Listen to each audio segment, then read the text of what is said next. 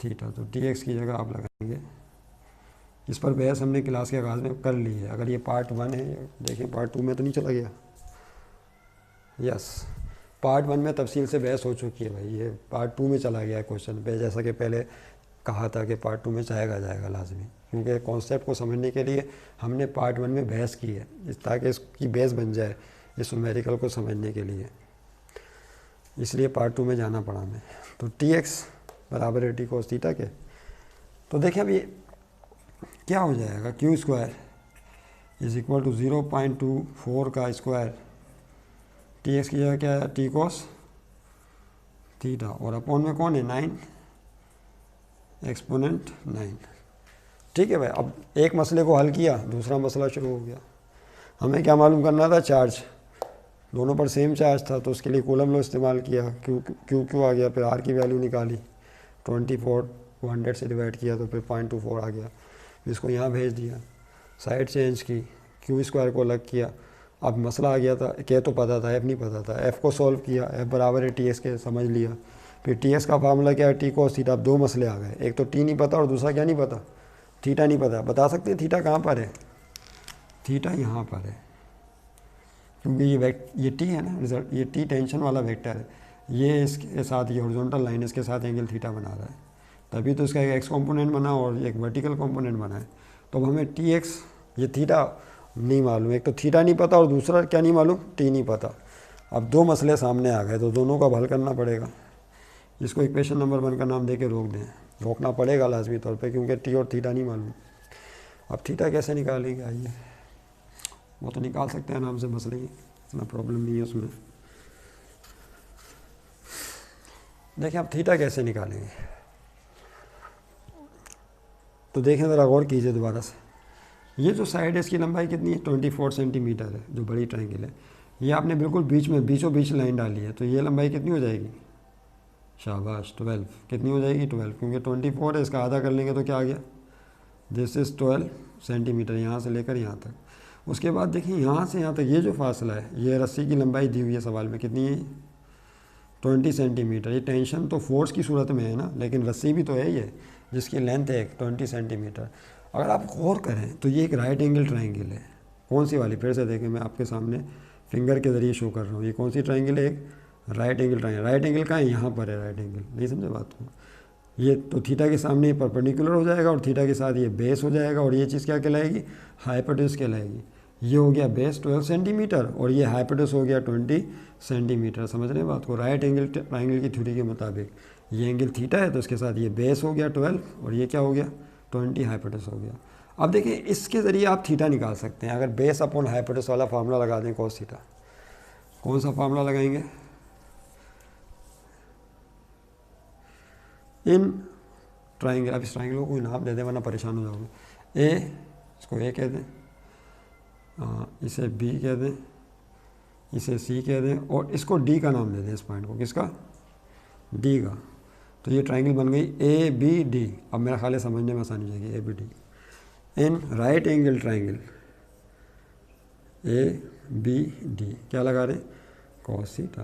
Cos theta क्या होता है, बेस अपॉन, बोलिए, हाइपोटेनियस। तो बेस कौन है, बेस तो 12 है और इसका हाइपोटेनस 20 है, तो 12 डिवाइडेड बाय 20। 12 को 20 से डिवाइड करो भाई, क्या आता है, तो 12 को जब 20 से आप डिवाइड करेंगे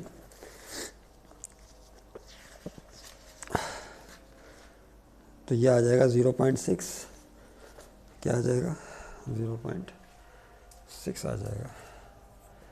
नहीं, तो ये कॉस थीटा की वैल्यू आ गई, लेकिन थीटा चाहिए आपको, तो कॉस को उधर भेज दें, कॉस में आ जाके किस में हो जाएगा, इन्वर्स में हो जाएगा। अभी चूँकि मेरे पास कैलकुलेटर नहीं है, इस वजह से जो है मुझे देखनी पड़ रही वैल्यूज़। कॉस इन्वर्स 0.6 53.13 होगा, 53.13 डिग्री। ये होगा एंगल। तो देखें भाई, अब ये एक मसला तो हल हो गया कॉस थीटा वाला, या थीटा निकल आया। अब एक मसला और रह गया टेंशन, वो कैसे हल होगा, टेंशन ने टेंशन दे के रखी हुई है अभी तक। तो अब F is equal to T X, left side right side के बराबर है, बैलेंस है ना ये। तो एक चीज़ और भी तो बताई थी, upward force is equal to downward force. नहीं समझे बात को? अपवर्ड फोर्स कौन सी है? और से देखो यहाँ पे टी वाई। अभी हमने क्लास के आगाज़ में पार्ट 1 में तफसील से इसकी जो बेसिक गुफ्तगू है वो पहले ही बहस कर ली हमने अलग से, ताकि यहाँ परेशानी नहीं हो। तो ऊपर वाली फोर्स है टेंशन का वर्टिकल कंपोनेंट टी वाई, और नीचे वाली फोर्स कौन है? वेट। अब आप बोलेंगे सर टी वाई तो वहाँ है, वेट तो यहाँ है। अरे तो भाई टी वाई कॉम्पोनेंट इसी पर तो अमल कर रहा है। ये टेंशन किस पे अमल कर रहा है? टेंशन किस पे अमल कर रहा है बोलिए? अगर कोई वालिद साहब अपने 2 बच्चों को बाइक पर लेके जा रहे हो, वालिद साहब हो 2 बच्चों को बाइक पे लेके जा रहे हो, अगर वालिद साहब फ़र्ज़ कर लें कि अपनी मंजिल पर पहुंच गए, तो बच्चे क्या वहीं रह जाएंगे या वो भी मंजिल पे जाएंगे? वो भी तो उसी बाइक के ऊपर बैठे हुए हैं ना दोनों। तो याद रहे कि ये टेंशन इसके 2 बच्चे हैं, एक टी एक्स है और एक टी वाई है, और दोनों बच्चे किस पर बैठे हुए हैं? इस स्फीयर के ऊपर बैठे हुए, यानी टेंशन किस पे अमल कर रहा है? स्फीयर पे अमल कर रहा है।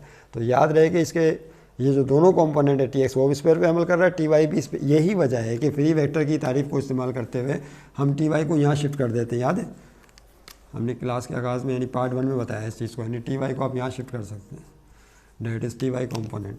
तो टी वाई कॉम्पोनेंट ऊपर की तरफ है, वेट नीचे की तरफ है, तो चूँकि बैलेंस है लिहाजा T Y is equal to weight. T Y किसके बराबर होगा? वेट के बराबर होगा। इस बात से हमने यहाँ फ़ायदा उठाना है, इसको मुझे मिटाना पड़ेगा। क्या? Upward force is equal to downward force.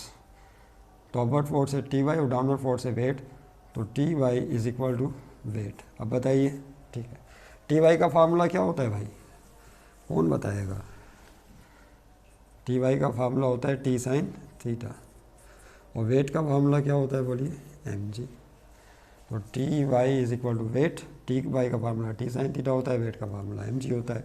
उसके बाद हमें तो टी चाहिए, तो साइन थीटा को उधर फेंक दो, तो ये क्या हो जाएगा देखें, M G upon sine theta. इस तरह से टेंशन की वैल्यू निकलेगी भाई। उसके बाद देखें अब यहाँ कीमतें पुट करें, तो टेंशन इज इक्वल टू ये देखो, थीटा तो निकाल लिया था हम लोगों ने, यानी कोस थीटा। अब टी चाहिए, अब इसके लिए फिर ये कीमतें लगाओ, फिर डिवाइड करो, तो एम की वैल्यू 0. अच्छा एक चीज़ और रह गई, ये ग्राम में 0.18 किस में? एक और पंचायत 20 में। इसको किलोग्राम में चेंज करो, किलोग्राम में चेंज करने के लिए 1000 से डिवाइड करना पड़ेगा। किससे? 1000 से। तो करें 1000 से डिवाइड, जगह में मिटाना नहीं चाह रहा। देखो यहाँ से फिर से देखो, 0.18 ग्राम है ना, इसको आप 1000 से डिवाइड करें तो ये किलोग्राम में चेंज हो जाएगा। तो ये बनेगा 1.8 एक्सपोनेंट -4। क्या बनेगा? 1.8 एक्सपोनेंट -4 किलोग्राम बनेगा जब आप डिवाइड करेंगे इसे। हाँ ये बन जाएगा, तो ये होगा 1.8 एक्सपोनेंट -4, और जी की वैल्यू तो आपको पता है पूरे ज़माने में 9.8 होती है पूरी दुनिया में, और साइन थीटा, और थीटा की वैल्यू 53.13 है। क्या है? 53.13। अब इस पूरे पोर्शन को कैलकुलेटर से सॉल्व कर लें, तो टेंशन की वैल्यू जो आएगी वो लिख लें। तो पूरे पोर्शन को सॉल्व करने के बाद टेंशन की वैल्यू हासिल होती है 2.205 एक्सपोनेंट -3, 2.205 एक्सपोनेंट -3, ये टी की वैल्यू हासिल हो गई। अब इसको आपने पुट करना है ऊपर, कहाँ पर? जो इक्वेशन 1 बनाई है उसमें इसको पुट, ये जो ऊपर इक्वेशंस बनाई हुई हैं इसके अंदर पुट कर दीजिए प्लीज़। 1.323 एक्सपोनेंट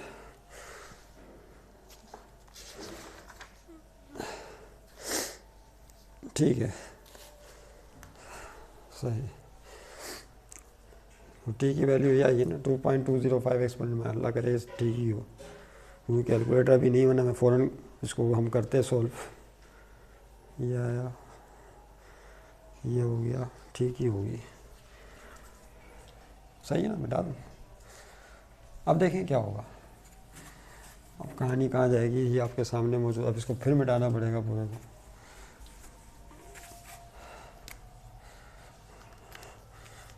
दूसरी वीडियो भी तेज़ी से 0.24 ऊपर स्क्वायर मल्टीप्लाई टी की जगह यह है 2.205 एक्सपोनेंट -3,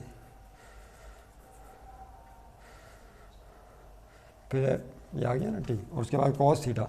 अच्छा, कॉस थीटा की वैल्यू डायरेक्ट 0.6 पुट कर दें, या तो थीटा की वैल्यू पुट करें, उसके बाद फिर कॉस निकालना पड़ जाएगा, तो कॉस थीटा की वैल्यू डायरेक्ट ही पुट कर देना 0.6। यहाँ थोड़ा सा चालाकी वक्त और स्पेस बचाएंगे अपनी, अपॉन में फिर ये साइन 53.13 है, क्या है साइन 53.13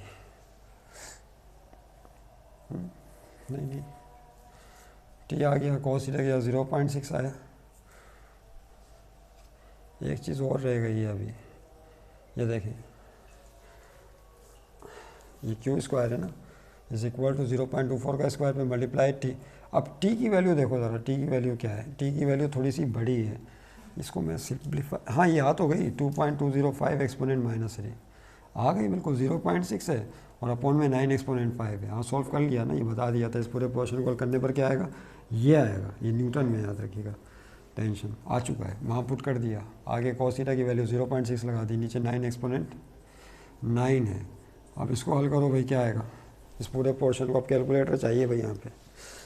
जब आप इस पूरे पोर्शन को सॉल्व करेंगे तो ये आएगा 0.00 8.46 एक्सपोनेंट -12 -3 माइनस का 15, लेकिन ये जवाब नहीं है, यहाँ से इसको हटाना पड़ेगा। जब इसको हटाएंगे तो दूसरा क्या आ जाएगा, √8.46 एक्सपोनेंट -15। इसको कैलकुलेटर से लाजमी चेक कर लीजिएगा आप, एक्सपोनेंट -6 नहीं समझ रहे हैं ना ये, ओके। या इसको हल कर स्क्वायर करोगे, मल्टीप्लाई करोगे, डिवाइड करोगे, ये चीज़ आ जाएगी। स्क्वायर हटाएंगे दूसरी तरफ क्या आएगा, रूट आएगा। अब इसका रूट ले लीजिए, तो जब आप इसका रूट लेंगे तो जवाब आ जाएगा 9.19 एक्सपोनेंट -8, 9.19 एक्सपोनेंट -8।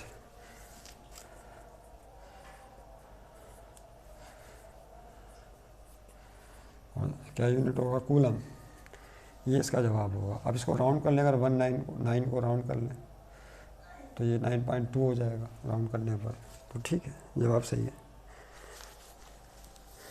बाकी कैलकुलेटर जो है आप यूज़ करके इसको जो है लिख लें प्लीज़, सही है। तो ये स्टेप बहुत इंपॉर्टेंट थे जो आपके सामने आया है, ये वाले स्टेप। इसको सॉल्व करने पर ये आ गया, और फिर इसको पुट किया इसमें, तो ये 0.24 का स्क्वायर आया। फिर टेंशन की वैल्यू ये निकाली थी वो आई, फिर कॉस थीटा की वैल्यू डायरेक्ट 0.6 लगा दी, और अपॉन में 9 एक्सपोनेंट 9 था। ये चीज़ हो गई, स्क्वायर हटाया तो दूसरा रूट आ गया। ठीक है भाई, रूट लेने पर ही आया। तो सी इज़ रिक्वायर्ड, ये चार्ज ऑन ईच स्फीयर, ये चार्ज होगा दोनों स्फीयर्स पे। सी इज़ रिक्वायर्ड चार्ज कौन से स्फीयर पे, पहले वाले पे, दूसरे वाले पे, दोनों पर एक ही चार्ज होगा। Required charge on each sphere, दोनों पर यही चार्ज होगा। पहले वाले पर भी इतना ही होगा, दूसरे वाले पर भी इतना होगा, लेकिन ये है कि दोनों पर सेम चार्ज होगा। पॉजिटिव पॉजिटिव होगा या नेगेटिव नेगेटिव होगा। तो पॉजिटिव पॉजिटिव हम लेके चलें दफ़ा की क़ुव्वत के नतीजे में। तो इसके साथ ही कूलम्स लॉ के हवाले से जो क्वेश्चन है, क्वेश्चन 1 से लेकर 5 तक ये मुकम्मल हो जाते हैं। और दूसरा ये कि आप, अब हमारे पास एक रास्ता और है कि इसी टॉपिक के जो है 10 ईयर में आने वाले सवाल आते हैं, हम उनको पिक करें इसी टॉपिक के। एक तरीका तो ये है, या उसको हम एंड में रख दें, यानी इसमें करें इस तरह से कि अब हम जो है ना अगले टॉपिक की तरफ जाएं। अगले टॉपिक की एग्जाम्पल करने के बाद एग्जाम्पल्स या उसके क्वेश्चंस कर लें, ठीक है। फिर तीसरे टॉपिक की तरफ जाएं, फिर चौथे टॉपिक की तरफ जाएं, टॉपिक वाइज न्यूमेरिकल कर लें बुक के, और सारे जो है ना फिर आखिर में 10 ईयर उठा के जो है दोबारा टॉपिक वाइज उनके सवालात कर लें। इस तरह करें, या फिर इस तरह करें कि टॉपिक वाइज ये 5 न्यूमेरिकल कूलम्स लॉ के हमने किए, उसके बाद आप 10 ईयर में इससे रिलेटेड जो क्वेश्चन आए वो करें। लाजमी बताइए, कमेंट्स कीजिए, तो जिस तरह आप बोलेंगे फिर उस तरह कर लेंगे, ठीक है। उस तरह उसको फॉलो कर लेंगे कि किस तरह आपकी समझ में ज़्यादा आसानी से आता है। तो इस तरह से बताइएगा ज़रूर। Thank you very much.